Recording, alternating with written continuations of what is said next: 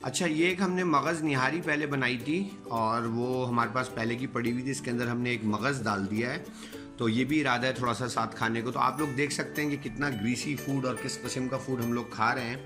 तो technically fat is not our enemy, fat is our friend. हमको basically बस right fat use करना और राइट क्वांटिटी में। ठीक है जी, जज़ाकल्लाह खैर। और आप तमाम बहनें भी अपनी अपडेट्स जो है वो आइदर मेन ग्रुप के अंदर या पर्सनल ग्रुप के अंदर खाने के बारे में देते रहें। अपनी रोज़ की आप लॉग ज़रूर दें कि आपका एनर्जी लेवल कैसा है, नींद की क्वालिटी कैसी है, बॉल मूवमेंट कैसी, जो भी चीज़ जो नोटिसेबल हो, जो कि आप समझती हैं कि उसको लॉक करना ज़रूरी है, वो लॉक करें। और इसी तरीके से हम आगे बढ़ते हैं। बाकी